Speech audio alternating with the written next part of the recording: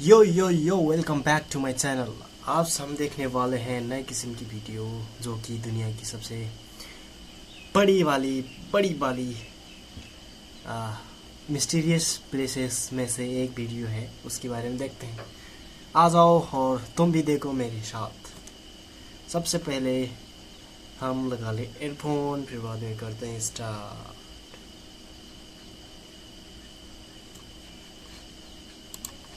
एक ऐसा गांव जहां लोग कई कई दिनों तक सोते रहते हैं। एक ऐसी नदी जिसमें अगर कोई इंसान गलती से गिर जाए तो वो जिंदा ही उबल जाता है। और एक ऐसा झरना जहां से पानी नहीं बल्कि खून बहता है। ये सब जगहें ऐसी हैं जिन पर यकीन कर पाना काफी मुश्किल है, लेकिन हकीकत में ये सभी जगहें इस दुनिया में एग्जिस्ट करती हैं। नहीं करती होंगी जी, नहीं करती होंगी। मुझे नहीं लगता कि करती होंगी भाई, एग्जिस्ट शायद हो सकता है। देखते हैं आगे आगे वीडियो में दिखता क्या है। हालांकि इनके अलावा भी हमारी दुनिया में कई ऐसी मिस्टीरियस जगहें मौजूद है जिनकी मिस्ट्रीज ने साइंटिस्ट्स और रिसर्चर्स की भी नींद उड़ा रखी है। और आज की इस वीडियो में हम कुछ ऐसी ही मिस्टीरियस प्लेसेस के बारे में जानेंगे, इसलिए वीडियो को पूरा एंड तक जरूर देखना। Number 7, mount Roraima. ये नजारा देखकर ऐसा लगता है जैसे पानी नहीं बल्कि बादलों के बीच में कोई आइलैंड बना हो, लेकिन हकीकत में ये वेनेजुएला में मौजूद एक पहाड़ है जिसे माउंट रोराइमा के नाम से जाना जाता है। ये पहाड़ दुनिया के सबसे क्या इस माउंटेन का नाम क्या था?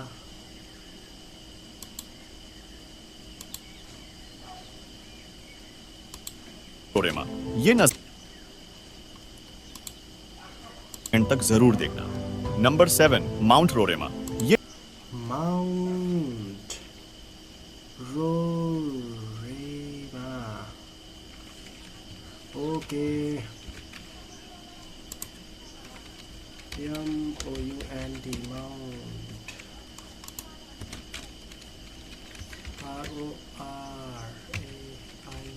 रोरेमा।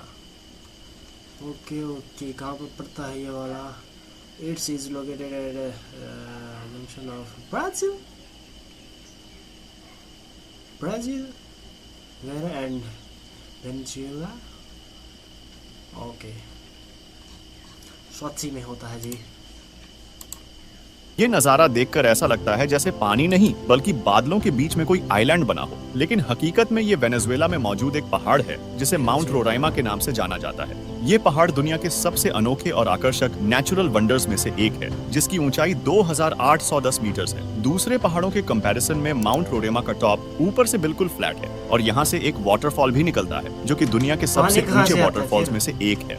नेशनल फ्लैट तो पानी कहाँ से आता है यार, इसको देखना पड़ेगा। जियोग्राफिक की एक स्टडी के अकॉर्डिंग ये पहाड़ लगभग 2 बिलियन साल से भी ज्यादा पुराना है। लाखों सालों तक ये पहाड़ बाकी दुनिया से बिल्कुल कटा हुआ था, लेकिन फिर साल 1884 में सर एवरार्ड इस पहाड़ पर चढ़ने वाले पहले इंसान बने और तभी बाकी दुनिया को मालूम चल सका कि ये पहाड़ ऊपर से बिल्कुल फ्लैट है।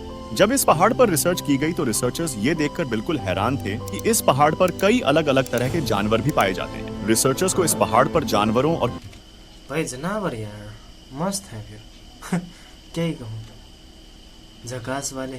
पेड़ पौधों की कुछ ऐसी लियोपोर्ड भी मिलता है यार उसपे, चीता। माय गॉड, दिखने में तो पूरा फ्लैट है लेकिन पता नहीं क्या क्या मिस्टीरियस लुके हुए हैं उसमें इसमें भी मिल चुकी हैं, जिन्हें इससे पहले कभी नहीं देखा गया था। इस पहाड़ पर पाई जाने वाली 53% स्पीशीज ऐसी है जो पूरी दुनिया में सिर्फ यहीं पाई जाती है। Number 6, Kelimutu tri coloured lakes.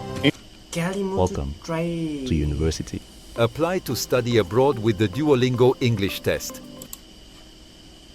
Indonesia में एक आइलैंड है जिसे फ्लोरेस के नाम से जाना जाता है। वैसे तो ये आइलैंड काफी ज्यादा खूबसूरत है और हर साल कई लोग यहाँ घूमने के लिए भी आते हैं, लेकिन इस आइलैंड पर 3 ऐसी अनोखी लेक्स मौजूद है जो अपने आप में काफी ज्यादा मिस्टीरियस है। ये तीनों लेक्स एक साथ एक ही जगह पर बनी हुई है, लेकिन इसके बावजूद भी इनका कलर एक दूसरे से बिल्कुल अलग है। मगर हैरान करने वाली बात सिर्फ इनके अलग रंग ही नहीं है, बल्कि हैरान करने वाली बात ये भी है कि ये तीनों लेक्स अपने कलर बदलती रहती है। ये लेक्स साल में 1 से लेकर 6 बार तक अपने रंग बदलती है,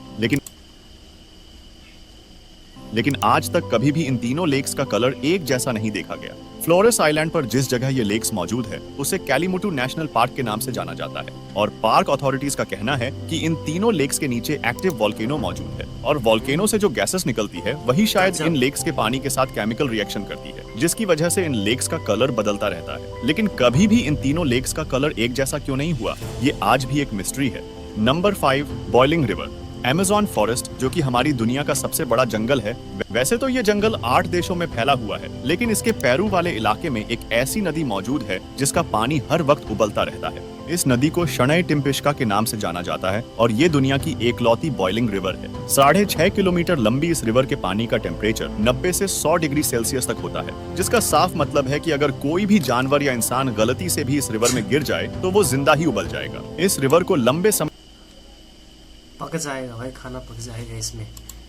तक एक मिथ माना जाता था, लेकिन फिर पेरू के एक साइंटिस्ट आंद्रेस रूजो ने इस रिवर को ढूंढने का फैसला किया और साल 2011 में इसे अमेज़न फॉरेस्ट में ढूंढ निकाला। जब रूजो ने इस रिवर के पानी का टेम्परेचर लिया तो वो 86 डिग्री सेल्सियस था। लेकिन अब सवाल ये उठता है कि इस रिवर का पानी आखिर इतना गर्म कैसे है। तो अब एक रीजन तो ये हो सकता है कि इसके आसपास कोई एक्टिव वॉल्केनो मौजूद है जिसकी वजह से ये पानी गर्म होता है। लेकिन हैरान करने वाली बात ये है कि इस रिवर के करीब 400 माइल्स की दूरी तक कोई भी एक्टिव वॉल्केनो मौजूद नहीं है। अगर स्थानीय लोगों की माने तो याकुमामा नाम के एक विशाल सांप की आत्मा इस रिवर के पानी को गर्म करती है। लेकिन अगर साइंटिस्ट्स की माने तो इस रिवर का पानी फॉल्ट लाइंस यानी अर्थ की सरफेस पर जो क्रैक्स होते हैं उनके अंदर जाता है, गर्म होता है और फिर वापस सरफेस पर आ जाता है और इसी की वजह से ये पानी इतना गर्म होता है। Number 4, crooked forest. जहां दुनिया में लगभग सभी पेड़ जमीन से ऊपर की तरफ सीधे उगते हैं, वहीं पोलैंड देश में एक ऐसा जंगल मौजूद है जहां पर सभी पेड़ टेढ़े उगते हैं। इस जंगल को क्रूकेड फॉरेस्ट के टेढ़े उगते हैं भाई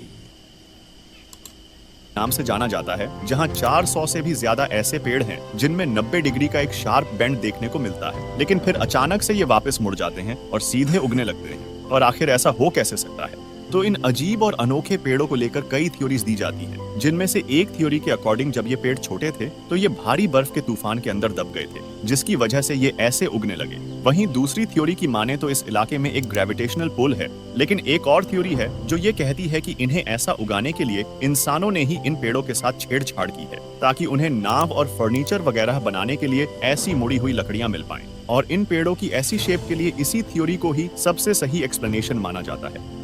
number 3, the sleeping city of Kalachi. Kazakhstan में एक छोटा सा गांव है जिसका नाम है कलाची। ये गांव पहली बार सुर्खियों में तब आया जब साल 2013 में यहाँ के लोग एक अजीब सी बीमारी का शिकार होने लगे। यहाँ लोग चलते चलते या फिर कोई काम करते हुए अचानक ही सो जाते। कई लोग तो लगातार 6-6 दिनों तक सोते ही रहते और जब वो नींद से जागते तो उन्हें कुछ भी याद नहीं रहता। ये घटना सिर्फ 1 या 2 लोगों के साथ नहीं देखी गई, बल्कि समय के साथ एक बड़ी संख्या में लोग इस बीमारी का शिकार होते गए।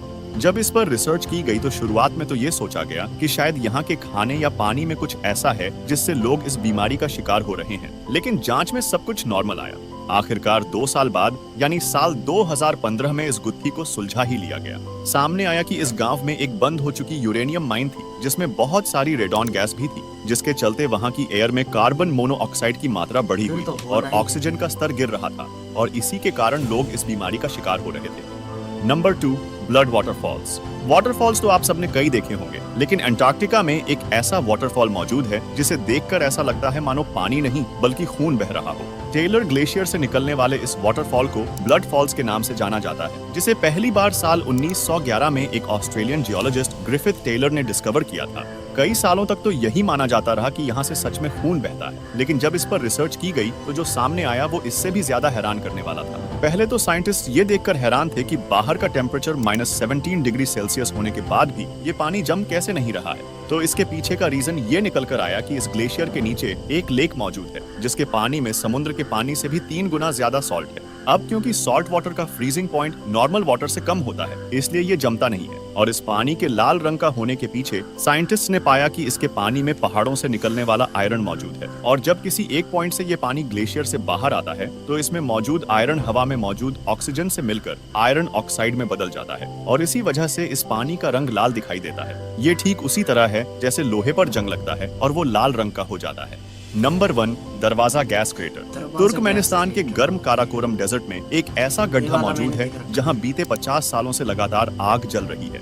100 फीट गहरे इस गड्ढे को दरवाजा गैस क्रेटर या फिर डोर टू हेल यानी नर्क का दरवाजा कहा जाता है। चाहे बारिश हो या फिर कोई तूफान ही क्यों ना आ जाए, ये आग 24 घंटे हमेशा यूं ही जलती रहती है। लेकिन अब सवाल ये उठता है कि ये आग यहाँ लगी कैसे। दरअसल साल 1971 में सोवियत जियोलॉजिस्ट का एक ग्रुप काराकोरम डेजर्ट में कच्चे तेल की खोज कर रहा था। तभी एक जगह पर खुदाई के दौरान वहां की जमीन ढह गई और वहां एक बड़ा सा गड्ढा बन गया। अचानक उस गड्ढे में से बहुत ज्यादा मात्रा में मीथेन गैस बाहर निकलने लगी। अब क्योंकि मीथेन गैस खतरनाक होती है और इसका एटमॉस्फेयर में मिलने का खतरा था, इसलिए इसे रोकने के लिए उन जियोलॉजिस्ट ने इस गड्ढे में आग लगा दी। उनका मानना था कि कुछ ही हफ्तों में ये गैस खत्म हो जाएगी और आग अपने आप बुझ जाएगी। लेकिन कुछ हफ्तों की एक्सपेक्टेड आग आज भी जल रही है और हर साल इस जगह को देखने के लिए 10,000 से भी ज्यादा लोग यहाँ आते हैं। तो ये थी दुनिया की कुछ सबसे मिस्टीरियस प्लेसेस। अगर वीडियो पसंद आई हो तो प्लीज वीडियो को लाइक और चैनल को सब्सक्राइब जरूर कर लेना। हम मिलते हैं नेक्स्ट वीडियो में, तब तक के लिए जय हिंद। तब तक के लिए जय दोस्तों हिंद। ये है गीजा का द Okay. ग्रेट पिरामिड, जिसकी ऊंचाई 4